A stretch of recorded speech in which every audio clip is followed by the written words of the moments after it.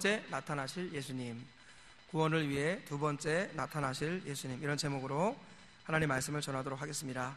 오전 예배 때 우리 이 땅에 성이 무너져 내렸다라고 말씀을 드렸습니다. 우리 세 가지 무너진 것을 말씀드렸죠. 첫 번째가 뭐가 무너졌다고 그랬습니까? 예배 제단이 무너졌다고 그랬습니다. 제단. 그래서 우리 무너진 제단을 수축하는 것, 무너진 제단을 다시 쌓는 것, 하나님 그 사람을 찾고 계시는데, 기본적으로 예배의 제단, 우리 공예배는 말할 것도 없고 우리 주일 예배를 생명처럼 여겨야 됩니다. 그렇죠? 그리고 우리 옛날부터 있었던 예배 중에 아주 귀한 예배가 가정 예배였습니다. 가정 예배. 이 시대가 지금 가정 예배가 다 무너져 내렸습니다. 그래서 건강한 교회, 건강한 가정은 집이 예배가 되어야 됩니다. 마지막 시대에 환란이 오거나 또 우리 전염병 같은 게 돌아서 예배당 예배를 못 드릴 때가 올 수 있지 않습니까? 그럴 때 우리는 가정에서 뜨겁게 예배를 드려야 되고, 목사를 통해서 주시는 말씀이 선포될 때 그때는 전성기고 황금기입니다. 그러나 그때가 아니라 정말 환란이 고난이 찾아올 수가 있습니다. 그럴 때 가정에서 가족끼리 예배를 드리면서도 뜨거움을 체험할 수 있는 그런 가정 예배, 이 가정 예배의 무너진 제단을 회복하고 수축하는 것, 이것이 이 시대에 하나님이 찾으시는 사람의 모습입니다. 저와 우리 모두가 무너진 제단을, 가정 예배 제단을 회복하시길, 수축하시길 주님의 이름으로 축원합니다. 두 번째로 뭐가 무너졌다고 그랬죠?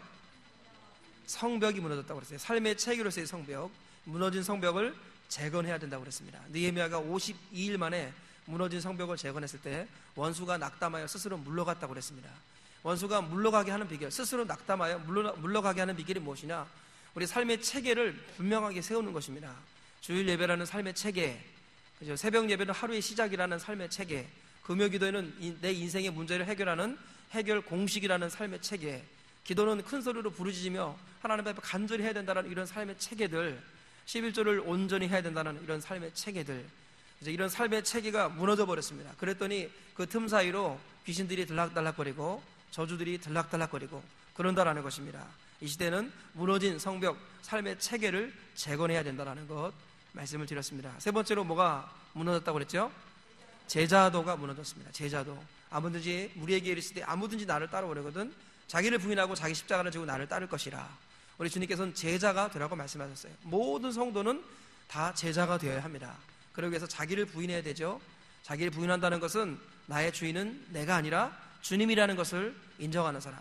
내가 주인인 사람은 자기가 중심이 되어 말을 하고 자기가 기준이 되어 말하고, 자기가 중심이 되지 않을 때 스트레스 받고 상처를 받습니다. 반면에 예수님이 주인인 사람은, 그죠? 상처받지 않습니다. 그리고 시험에 들지 않습니다. 한 길 가고 바른 길 갈 수 있다는 것입니다. 우리가 마지막 시대에 주님께서는 이 무너진 성을 쌓는 사람 찾기 원하시는데, 예배의 제단을 쌓고 무너진 삶의 체계의 성벽을 쌓고, 그리고 잃어버린 제자도, 무너진 제자도를 다시 회복하는 우리 모두가 되어서 저와 우리 모두가 주님이 찾으시는 그 한 사람의 반열에 오르시기를 주의 이름으로 축원합니다. 우리는 그러기 위해서 항상 구원을 점검해야 된다고 그랬습니다. 우리 예수 믿는 사람들이 철저하게 점검해야 될 것 바로 구원입니다. 구원은 3시제로 되어 있다고 그랬습니다. 성경 전체적으로 봤을 때 구원은 과거의 구원, 현재의 구원, 미래의 구원으로 성경이 밝히 말씀하고 있습니다. 우리 예수님을 영접할 때 그 사람은 구원 받은 것입니다. 예수님의 십자가의 피가 하나님의 피기 때문에 그에게 뿌림을 받았습니다. 그래서 그는 구원을 받은 것입니다. 과거의 구원이죠. 이 구원의 과거의 구원, 예수님의 피 뿌림을 받았다라는 이 과거의 구원은 흔들리지 않은 확신으로 나에게 남아있어야 합니다. 이것이 오만이나 이것이 정말 이렇게 신앙생활을 너그럽고 여유롭게, 이거는 좋은데, 그죠? 신앙생활을 이렇게 좀 소홀히 하게끔 만들어 가게끔 한다는 것은 잘못된 것입니다. 과거의 구원은 이것은 무엇입니까? 흔들리지 않은 확신을 준다라는 이 확신을 분명히 갖고 있어야 됩니다. 과거에 구원받았다고 해서 신앙생활을 소홀히 하고 기도 소홀히 하고 대충 해도 구원받는다, 이런 착각을 버려야 된다는 것이죠. 두 번째는 현재의 구원을 말씀합니다. 성경에서는 두렵고 떨림으로 너의 구원을 이루라, 빌립보서 2장 12절 말씀을 항상 기억하면서 예수 믿는 사람들은 구원을 이루어 가는 사람입니다. 그래서 지금 하나님과의 교제, 지금 성령의 임재, 지금 그죠? 죽은 자들이 하나님의 아들의 음성을 들을 때가 오나니 곧 이때라. 듣는 자는 살아나리라. 곧 이때 듣는 자는 살아나는 것입니다. 보라, 지금이 구원의 날이요 지금이 은혜의 날이라. 하나님은 지금을 말씀하시는 겁니다. 그래서 하나님 앞에 갈 사람, 진정 구원받는 사람은 지금 두렵고 떨림으로 구원을 이루어가는 사람이다 라는 것입니다. 결코 우리 신앙생활을 안심해서는 안 됩니다. 끝까지 안심과 낙심 사이에서 균형을 이루면서 살아가야 한다는 것을 늘 깨달아야 한다는 것이죠. 그다음에 세 번째로는 미래의 구원입니다. 끝까지 견딘 자는 구원을 얻으리라. 말세 불법이 성함으로 많은 사람의 사랑이 식어질 것인데 끝까지 견디는 자는 구원을 얻으리라 그랬습니다. 우리는 끝까지 견뎌야 하는 것입니다. 다시 말하면 우리 과거에 주신 구원을 확신하면서 지금 두렵고 떨림으로 구원을 이루어가면서 장차 주실 구원을 바라보면서 끝까지 견뎌야 됩니다. 뭘 견뎌야 돼요? 그죠? 사랑이 식어지지 않도록 해야 됩니다. 내가 무슨 말을 할 때 사랑이 식어지는 가를 점검해야 됩니다. 그죠? 내가 어떤 말을 하고 어떤 의견을 제시하고 내가 무슨 말을 할 때 사랑이 식어진다 그러면 깨어있는 사람은 뜨끔합니다. 아, 주님, 제가 이 말하고 나서 사랑이 좀 식어지는 것 같습니다. 정말로 깨어있는 사람들은 그 한마디 말하고 괴로워서 혼자 기도하러 갑니다. 그러나 깨어있지 않은 사람들은 전혀 감각이 없는 거예요. 그래서 그 한마디 말이 다른 사람의 가슴을 후벼 파고 다른 사람의 앞날을 방해하고, 그죠? 우리 결혼을 막고 취직을 막고 막 이런 일들이 막 일어날 수 있거든요. 말 한마디 말. 근데 그런 것에 대한 찔림이 없고 가슴 아픔이 없다. 그럼 뭐예요? 사랑이 없거나 식어지고 있는 것입니다. 그죠? 우리 예수 믿는 사람들은 사랑이 식어지지 않도록 애쓰는 것. 그래서 사랑이 식지 않으려면은 사랑이 고이면 썩는다고 그랬죠. 좋아하는 사람, 사랑하는 사람만 사랑하면 그 썩는 것입니다. 이제 원수를 사랑하고 박해하는 자를 향하여 나아갈 수 있는 사랑이 다른 곳으로 흘러가게끔 만들어야지. 사랑도 고이면 썩는다. 그리고 사랑도 식으면 썩는다. 그런 말씀을 드렸습니다. 그래서 너희는 뜨겁게 서로 사랑하라 이렇게 말씀하셨다는 것을 기억하시면서 과거와 현재와 미래의 구원의 참된 균형을 이루어가시는 우리 모두가 다 되시기를 주님의 이름으로 축원합니다. 자, 그럼 오늘 본문에서 히브리서 9장 27절에서는 우리 주님께서 구원을 위해서 두 번째 나타나신다 그렇게 말씀하셨습니다. 우리 한번 따라해 보겠습니다. 예수님은 우리의 구원을 위해서 두 번째 나타나십니다. 네, 우리 28절 보세요. 28절 하반절 보니까 구원에 거기 나와 있죠. 구원에 하고 나와 있죠. 한번 읽어보겠습니다. 시작. 구원에 이르게 하기 위하여 죄와 상관없이 자기를 바라는 자들에게 두 번째 나타나시리라. 네, 이 두 번째 나타나시는 것을 두 글자로 뭐라고 하죠? 예수님이 두 번째 다시 나타나시는 것, 이걸 뭐라고 해요? 부활이에요? 재림. 뭐라고요? 재림입니다. 예수님께서 두 번째 나타나시리라. 이거를 두 글자로 재림하십니다. 재림이라는 거예요. 반드시 예수님은 재림하십니다. 다시 오신다라는 거예요. 그런데 누구에게 다시 오시느냐? 그죠? 예수님은 누구를 위해서, 우리를 위해서 재림하시거든요. 근데 예수님이 여기 보니까 어떠한 사람들에게, 어떠한 자들에게 두 번째 나타나시리라 이렇게 말씀하세요. 예수님은 우리 두 번째 오실 때 데리러 오시는 겁니다. 따라해보겠습니다. 재림하실 때는 데리러 오시는 것이다. 우리를 어디로 데려가시려고요? 하나님 나라, 천국으로, 그죠? 하나님 나라로 뭐 천년왕국의 왕으로 삼으시고자 우리를 데리러 가시는 겁니다. 요한복음 표현에 의하면은 내가 처소를 예비하러 가노니 그 처소가 준비되면 내가 다시 올 것이다. 우리 주님은 처소를 위해서 예비하러 가셨습니다. 이제 다시 오실 것이라는 거예요. 재림입니다. 재림. 근데 주님은 누구를 데리러 오시느냐? 그래서 누구에게 두 번째 나타나시느냐? 이것을 우리가 성경적으로 살펴보아야 한다는 것입니다. 마음을 열고 우리 주님께서 누구를 데리러 다시 오신다고 하셨거든요. 우리 주님이 두 번째 나타나실 때, 재림하실 때 주님에 의해서 들림 받으시고 주님 품에 안기셔서 하나님 품까지 가시는 우리 모두가 되시길 주의 이름으로 축원합니다. 자, 그럼 우리의 온전한 구원을 위해서 예수님이 두 번째 나타나신다고 했는데 누구에게 나타나시느냐? 한번 따라해 보겠습니다. 죽음과 심판을 준비하는 자들에게. 누구에게요? 시작. 죽음과 심판을 준비하는 자들에게. 자, 우리 27절 한번 읽어보겠습니다. 27절 시작. 한 번 죽는 것은 사람에게 정해진 것이요 그 후에는 심판이 있으리니. 네, 우리 주님께서는 반드시 누군가를 위해서 누군가에게 다시 나타나신다, 두 번째 나타나신다 그러는데 오늘 본문의 문맥에 의하면은 한 번 죽는 것은 사람에게 정해진 것이고 그 후에 심판이 있다. 다시 말하면 죽음과 심판을 준비하는 사람들에게 다시 나타나신다라고 말씀하고 있는 것입니다. 예수 믿는 사람들은 항상 죽음과 심판을 묵상하는 사람이라는 것입니다. 이것이 예수 믿는 사람이고 그 사람이 주님이 두 번째 나타나실 때 영접할 사람이라는 것이죠. 우리 김정순 권사님께서 지금 돌아가셨잖아요. 집의 나이로 93세시라고 제가 들었습니다. 우리 호적으로는 92세시고 참 장수하시고 그러면서 많은 분들에게 사랑을 받으셨어요. 권사님께서 돌아가셨는데 우리 이것을 보면서 어떻게 무엇을 생각해야 돼요? 죽음과 심판을 준비해야 되는구나. 그런 생각을 우리가 가져야 됩니다. 죽음과 심판이 곧 나의 것이 될 수도 있구나. 그런 마음을 가지고 우리가 성경을 보고 신앙생활을 해야 한다는 것이죠. 오늘 새벽에도 며칠 전 새벽에도 말씀을 전했습니다만 바울이 벨릭스라는 벨릭스 총독에게 복음을 전하는 장면이 사도행전 24장에 나와요. 바울이 첫 번째도 전했고 두 번째도 전했는데 사도행전 24장 25절에 바울이 무엇을 얘기하냐면 바울이 의와 절제와 장차 오는 심판을 강론하니 벨릭스가 두려워하여 대답하되 지금은 가라. 내가 틈이 있으면 너를 부르리라. 그랬어요.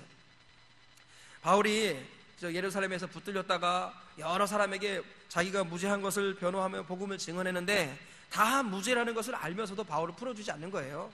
바울은 약간 억울하기도 했지만 오히려 그게 바울은 보호받는 길이었죠. 어쨌든지 간에 바울은 자기를 가둬둔 벨릭스 총독 이 사람에게 뭐라고 말하냐면 복음을 전하는 거예요. 자기를 가뒀던 자기의 생사여탈권을 쥐고 있는 벨릭스 총독, 우리 본디오 빌라도 이후의 총독 있죠. 벨릭스 총독입니다.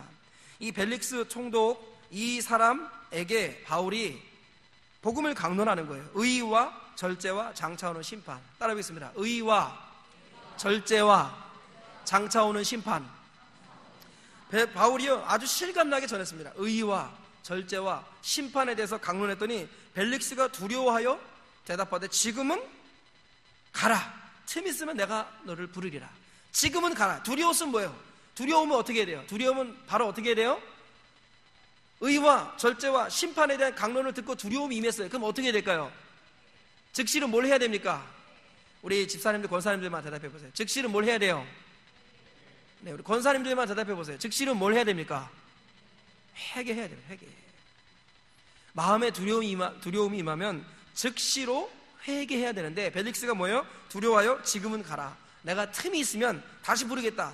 벨릭스의 마음속에서는 자기가 틈이 있을 거라고 생각을 했어요. 그리고 2년을 보냈어요. 몇 년을 보냈다고요? 2년을 계속 바울을 구류하여 두었습니다. 계속 감옥에 넣어놨어요.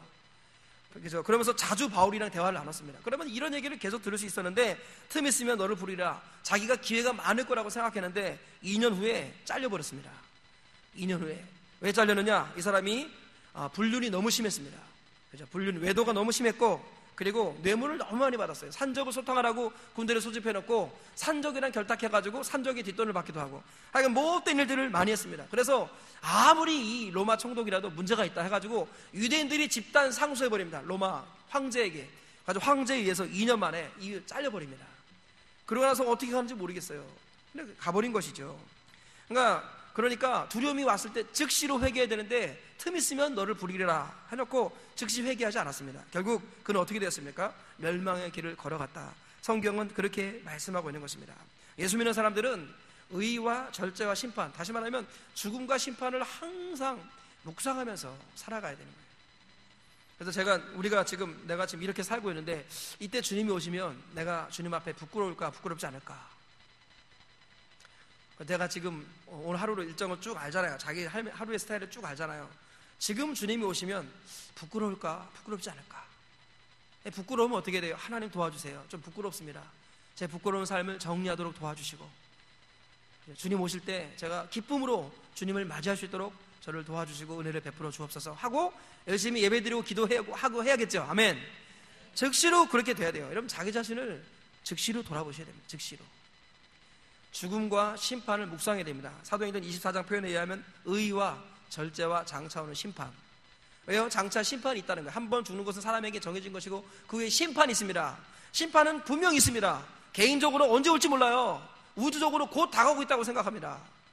그래서 지금 이제 기독교 박해가 제가 말하는 게 아닙니다. 오늘도 장로님이 이렇게 기도도 하시고 헌금 기도 제목도 내셨지만 지금 이게 굉장히 심각합니다. 지금 이 차별금지법이 통과되면 이제부터 본격적으로 이제 박해가 시작될 가능성이 많아요. 그러니까 우리가 법적으로 쉽게 법이 우리를 괴롭힐 수 없게끔 법을 막 제정하지 못하도록 막는 것은 옳습니다. 저도 이 부분에 좀 소극적이고 그랬었어요. 우리 교회가 신앙을 지키는 게 우선이다 생각을 했는데 이 불신자들은요 법을 바꾸려고 지금 노력을 하고 있습니다. 뭘 바꾸려고 노력한다고요? 법을 바꾸려고 하고 있어요. 법적으로 전도가 불법이 되게 지금 만들고 있고요. 법적으로 자기 자녀들을 교회로 데리고 가는 것을 불법으로 규정하는 법을 지금 막 만들고 있는 겁니다. 법적으로 동성애라는 성경이 분명히 죄라고 말하는 것을 동성애를 권장하는 거예요. 여러분, 동성애 법이 통과되면 동성애를 권장하게 됩니다. 지금 우리 캐나다 같은 데는 학생들이 중고등학생들인데 동성애를 한다니까요. 중고등학생들부터 그런 동성애를 학교 선생이 가르쳐요. 학교 선생이. 그죠? 굉장히 심각한 이야기인데, 이게 이제 우리 자이는 비교적 좀 보수적인 동네여서 실감이 전혀 안 나시지만, 그러나 저는 이렇게 목회자들의 세계를 보고 전체를 보잖아요. 지금 굉장히 위험한 때가 있습니다. 우리가 그래서 이 법이 통과되지 않도록 이렇게 동성애 반대에 표결해 주십시오, 이런 게 날라오면요, 이거는 장난이 아닙니다. 이렇게 믿을 만한 사람에게서 날라오면은 다 표를 던져줘야 됩니다. 그리고 감동 오시면은 하여간 우리가 더 적극적으로 움직여야 돼요. 그래서 이 법적으로 차별금지법이 통과되지 못하도록, 학생인권 조례, 거기 보면 성소수자의 권한을 존중해 준다는 이런 내용이 있거든요. 여러분, 성소수자라는 개념은 굉장히 포괄적인 거예요. 동성애자만을 말하는 게 아니라 더 아주 지저분한 의미가 가득 들어가 있는 게, 그게 성소수자라는 거예요. 우리 예수 믿는 사람들은 성소수자라는 말을 쓰면 됩니까, 안 됩니까? 그런 말을 쓸 필요 없어요. 우리 예수 믿는 사람, 그걸 인정해 주는 거거든요. 어쨌든지 지금 곧 우리 주님의 심판이 개인적으로도 언제 올지 모르고 곧 주님의 재림이 다가올 때가 되어가고 있습니다. 이럴 때 우리 장차 심판이 있다는 것을 깨닫고 의와 절제로 살아가야 돼요. 뭐로 살아가야 된다고요? 의와 절제. 의라는 게 뭡니까? 예수 믿는 사람들은 의를 위하여 박해를 받는 자입니다. 따라하겠습니다. 나는 의를 위하여 박해를 선택하겠습니다. 예수 믿는 사람들은요, 예수님의 십자가로 말미암아 우리에게 전가된 그 의로움, 그리고 예수님께서 주신 의로움으로 말미암아 우리는 도덕적으로, 윤리적으로 의로워지려고 몸부림치는 사람이에요. 그래서 우리는 의를 위해서 박해를 받는 겁니다. 특별히 십자가의 의를 지켜나가기 위해서는 예수 믿는 사람들이 거룩한 박해를 선택할 때가 와요. 곧 옵니다. 그래서 의를 위하여 박해를 받는 자, 이게 성도의 모습입니다. 그리고 절제는 무엇입니까? 절제는 따라하겠습니다. 이기기를 다투는 자마다 모든 일에 절제하나니. 고린도전서 9장 25절 보니까 이기기를 다투는 자마다 모든 일에 절제하나니 그들은 썩을 면류관을 얻고자 하되 썩을 승리자의 관을 얻고자 하되 우리는 썩지 아니할 것을 얻고자 하노라. 우리가 소망하는 썩지 않을 것은 부활입니다. 부활. 이것을 소망하면서 우리는 이기기를 다투며, 다시 말하면 부활에 이르기를 다투면서 모든 일에 절제하는 사람이에요. 성도는 이기기 위해서, 부활에 참여하기 위해서 모든 일에 절제하는 겁니다. 술을 절제하십시오. 담배를 절제하십시오. 지나친 잠을 절제하십시오. 잦은 외박, 외출 절제하십시오. 그죠? 예수 믿는 사람들은 절제하는 겁니다. 곧 다가올 심판을 바라보면서 의를 지키면서 절제하는 삶. 우리 젊은이들 절제해야 돼요. 텔레비전 너무 많이 보지 마시고, 안 보면 제일 좋습니다. 인터넷, 텔레비전, 게임 다 절제해야 되는 거예요. 다 절대해요. 왜요? 하나님과 멀어지게 만드는 겁니다. 여러분, 취직이나 직장이나 결혼에 대해서 너무 많이 신경 써버리면 그게 우상이 돼버립니다. 결혼하고 나서 복 받았다고 교회 안 나오고, 좋은 직장 취직했다고 복 받았다고 교회 안 나오고, 그러면 그 복이 저주가 되는 것입니다. 너무 많은 것들에 너무 목숨을 걸면 안 돼요. 우리는 장차 다가올 심판을 바라보면서 의와 절제를 가지고 살아가야 한다는 것입니다. 이것이 성경의 외침이에요. 벨릭스는 이 놀라운 복음의 진리의 말씀을 듣고도 두려움이 임했지만 즉시 회개하지 않았다가 곧 멸망당하고 말았습니다. 우리는 죽음과 부활을, 죽음과 심판을 준비하면서 거룩하고 떨리는 마음으로 이기기를 다투기 위해서 모든 일에 절제하며 의를 위해서 박해를 받으며 장차 올 심판을 대비할 수 있는 하나님의 사람들 다 되시기를 주님의 이름으로 축원합니다. 우리 서로 인사하겠습니다. 장차 오는 심판을 의와 절제로 준비하겠습니다. 시작. 장차 오는 심판을 의와 절제로 준비하시길 주의 이름으로 축원합니다. 두 번째로, 구원을 위해서 두 번째 나타나신 예수님이 누구에게 나타나시느냐? 예수님이 죄를 담당해 주신 자들에게 나타나신다 라고 말씀합니다. 그게 28절 상반절에 나와 있습니다. 28절 보니까 이와 같이 그리스도도 많은 사람의 죄를 담당하시려고 단번에 들이신 바 되셨다, 이런 표현이 나와 있습니다. 우리 예수님은 누구를 위해서 두 번째 나타나시느냐? 예수님의 십자가의 피에 뿌림을 받은 사람이라는 거예요. 예수님의 피에 공로를, 혜택을 덧입은 사람. 그래서 예수님께서 그의 죄를 담당하시려고 단번에 죽으신, 그를 위해서 죽은 것. 다시 말하면 내가 예수님을 죽이고 나 때문에 예수님이 죽으셔서 나의 주인이 되시려고 부활하셨다는 겁니다. 한번 따라 하겠습니다. 예수님은 내가 죽였습니다. 성경에 너희가 죽인 예수를 하나님이 주와 그리스도가 되게 하셨다 그랬죠. 너희가 죽여야만이 너희가 구원을 받는 겁니다. 여러분 이해가 되시면 아멘 하시기 바랍니다. 예수님을 내가 죽였다고 해서 여기 동의하지 않으시는 분들은 예수님의 피가 여러분들에게 가지 않습니다. 제가 제사법을 말씀드렸죠. 양을 잡아 죽일 때 누가 죽입니까? 자기가 집에서 길리운 양, 정말 가족 같은 양, 그 중에 제일 좋은 놈 하나 가지고 와서 자기가 길리운 놈을 가지고 와서 자기 손으로 죽여요. 피를 다 뽑을 때까지. 그 아마추어는 몇 시간이 걸려서 죽입니다. 그거 얼마나 괴롭겠습니까? 그러니까 그 짐승 가지고 제단으로 갈 때까지 미안해 이 말밖에 안 한답니다. 이게 다 이 문헌에 다 나와 있어요. 자기가 집에서 길리운 거 이거를 자기 손으로 잡아 죽입니다. 왜 그렇습니까? 안 그러면 내가 하나님 앞에 죽거든요. 내가 하나님 앞에 영원한 진노를 받는데 하나님이 네가 집에서 길리운 거 네 손으로 죽여라. 그때 죽일 때 피를 다 뽑아라. 그리고 가죽을 다 벗겨라. 그리고 각을 떠라. 팔다리 다 잘라내고 내장 벗겨내고 그리고 불로 태워버려라. 그리고 그것이 너의 죄다. 우리 주님 말씀하시는 거예요. 네 죄가 없어지려면 네가 이렇게 죽어야 되는데 내가 자비를 베풀어서 네가 보기엔 미래고 내가 보기엔 지금이지만 내 아들 예수 그리스도를 너를 대신해서 이렇게 죽게 할 것이다. 너는 구원받는 게 양의 피로 구원받는 게 아니라 내 아들 예수 그리스도의 피로 구원받느니라. 우리 주님이 말씀하시는 겁니다. 그래서 구약에서 양을 잡아 죽이는 이것은 예수님을 죽이는 거랑 똑같은 겁니다. 똑같은 거예요. 하나님의 시각에서는 완전히 똑같습니다. 우리의 시각에서는 과거와 현재와 미래지만 하나님의 시각에서는 과거, 현재, 미래가 의미가 없어요. 하나님은 4차원 이상의 분이시기 때문에 과거, 현재, 미래가 의미가 없습니다. 여러분 영화 인터스텔라 보십시오. 인터스텔라. 그죠? 그 영화 보면은 과거와 현재가 막 만나잖아요. 그죠? 과거와 지금 만나고 이상한 일들이 일어나죠. 이게 가능합니다. 가능해요. 하나님의 세계에서는 이게 충분히 있을 수 있는 일이라는 거예요. 그래서 어린 양 예수님의 피가 지금도 흘러넘치는 거예요. 그래서 우리가 지금 예수 믿으면 구원 받습니다. 믿으시면 아멘 하시기 바랍니다. 예수님의 피가 지금 흐르는 거예요. 지금 현재적으로 흐르는 겁니다. 이게 하나님의 시각인 겁니다. 그거는 우리의 시각으로 구원받는 게 아니라 하나님의 시각으로 구원받는 거예요. 그래서 내가 예수님을 죽였다라고 여러분 고백을 해야 됩니다. 내가 예수님을 죽인 겁니다. 내가 양을 잡아 죽여야만이 내 죄가 용서를 받듯이 내가 어린 양, 세상 죄를 지고 가신 나의 죄를 지고 오신 하나님의 어린 양 예수님을 내가 죽였기 때문에 그 피가 나에게 뿌려지는 겁니다. 그럼 내가 용서를 받는 거예요. 내가 예수님을 죽였습니다. 그리고 예수님은 자신을 죽인 나를 위해서 부활하셨습니다. 부활하셨어요. 그리고 나의 주인이 되어주셨습니다.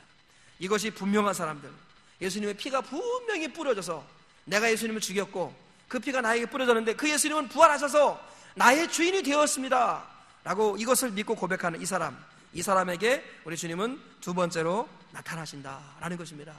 이해가 되시면 아멘 하시기 바랍니다. 이것을 우리가 마음에 새기시고 내가 예수님을 죽였다, 그럼 이 부분에 대해서 우리가 더 묵상을 해야 됩니다. 누가 예수님을 죽였다고요? 큰 소리로 대답하겠습니다. 누가 예수님을 죽였다고요? 내가 예수님을 죽였습니다. 기도할 때 여러분 한번 해보세요. 제가 얼마 전에 주님 내가 예수님 죽였습니다 하는데 가슴이 뭉클하고 너무 죄송하고 그러면서도 너무 감격적이고 눈물이 막 나오는 거예요. 내가 예수님을 죽였습니다. 여러분 진짜로, 그래서 여러분이 지금 저의 말을 사람의 말로 듣지 마시고 여러분 하나님의 음성으로 들으시기 바랍니다. 기도할 때 소리 내서 내 귀와 내 마음에 울리도록 내가 예수님을 죽였습니다. 내가 예수님을 죽였습니다. 여러분 그거 한번 해보시라니까요. 그게 장난이 아니라 진심으로 그렇게 해보세요. 내가 예수님을 죽였습니다. 근데 예수님은 그러한 나를 버리지 아니하시고 나를 위해서 내 죄를 지시고 죽으셨을 뿐만 아니라 부활하셨습니다. 그래서 그분이 나의 주, 나의 하나님이 되신 것입니다. 예수님의 십자가와 부활로 나는 의롭게 되었습니다. 이 사실을 우리가 확실히 믿어야 되죠. 그래서 로마서 4장 25절에 이런 말씀이 있습니다. 예수는 우리가 범죄한 것 때문에 내줌이 되고 또한 우리를 의롭다 하시기 위하여 살아나셨느니라. 예수님은 우리의 범죄함 때문에 죽으셨습니다. 그리고 우리를 의롭다 하기 위하여 살아나셨어요.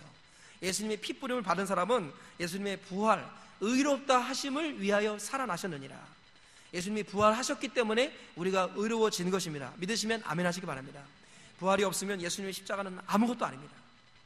부활이 있기 때문에 예수님의 피가 하나님의 피고 부활이 있기 때문에 우리가 예수님으로 말미암아 의로워지는 것입니다.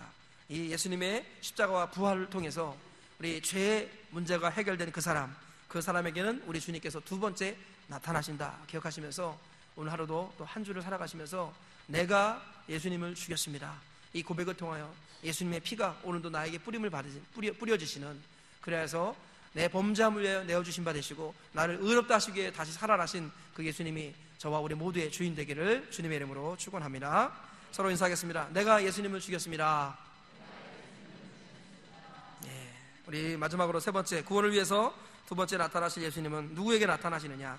죄와 상관없이 자기를 바라는 자들에게 두 번째 나타나십니다. 우리 28절, 우리 구원에 이르게 하여 여기서부터 읽어보겠습니다. 28절 하반절 그냥 28절 같이 읽어볼게요. 시작. 이와 같이 그리스도도 많은 사람의 죄를 담당하시려고 단번에 들이신 바 되셨고 구원에 이르기 위하여 상관없이 자기를 바라는 자들에게 두 번째 나타나시리라. 구원에 이르게 하기 위하여 죄와 상관없이 자기를 바라는 자들에게 두 번째 나타나시리라. 우리 주님께서 우리를 구원해 주기 위해서 두 번째 나타나시는데 누구에게 나타나시느냐? 죄와 상관없이 자기를 바라는 자들. 그래서 죄와 상관없이라는 말은 뭐예요? 죄의 사함과 죄의 이김을 누리는 사람이에요.